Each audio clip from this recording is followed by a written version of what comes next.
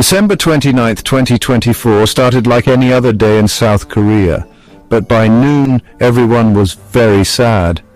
A Jeju Air Boeing 737-800 flying from Seoul crashed while landing at Muan International Airport. 179 people died.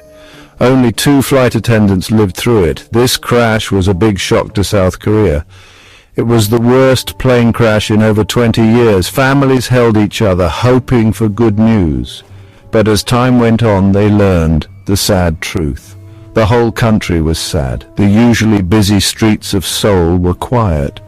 At the airport, a memorial was quickly made.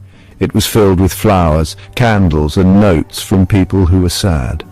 The crash reminded everyone that life is precious.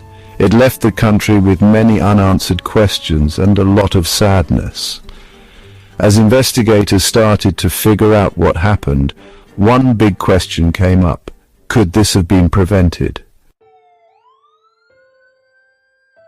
After the crash, everyone started talking about one thing, a concrete wall at the end of the runway.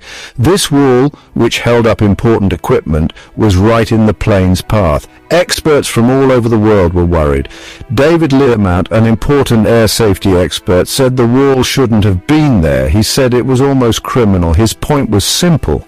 The wall turned what could have been a survivable accident into a terrible crash. Learmount said the pilot, even with all the problems, landed the plane pretty well. If the wall wasn't there, the plane might have slid off the runway into a field. This, he said, could have saved many lives. Learmount also said that most airports use walls that can break away if a plane goes off the runway.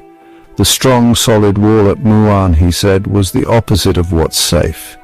As investigators looked closer at what happened, the concrete wall became a big symbol of possible mistakes in how the airport was built. It showed how close life and death can be when you're flying. The last moments of Jeju Air Flight 237 were full of close calls and danger. The plane, with 181 people on board, left Seoul on time, headed for Jeju Island. But as it started to land at Muan, there was a problem. Birds near the runway. The control tower warned the pilot about the birds. Even with the warning, the pilot tried to land. Right away, the plane sent out a mayday call. The right engine, maybe hit by a bird, was on fire. People on the ground saw the flames. Then the landing gear wouldn't come down. The pilot very skillfully landed the plane on its belly.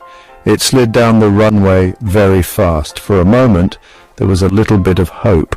But then, the plane hit the concrete wall. The crash was terrible. We know what happened in those last moments from recordings and people who saw it. It was a story of bravery and sadness, of people trying their best in a terrible situation. And the saddest part is that a different runway, one built with safety in mind, might have changed everything. The Muan airport crash made everyone talk about airport safety. It showed how different international rules and what actually happens at airports can be. The concrete wall, a small part of the airport, became a symbol of this problem. Even though South Korean officials said the airport was safe, the wall went against what most people think is safe. Experts said most airports use walls that can break away. This is to make crashes less dangerous. The wall at Muan didn't do that. This makes us ask some important questions. Did they think about the risks of that wall? Did they know about safer ways to build it? And if they did, why didn't they do it that way? These questions need answers, not just for the families who lost loved ones, but for everyone who flies. The Muan crash shows us that just doing the bare minimum for safety isn't enough. Airports need to be built with safety as the most important thing.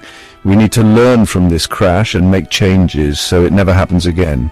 The people on Jeju Air Flight 237 deserve justice. We need to make flying safer for everyone.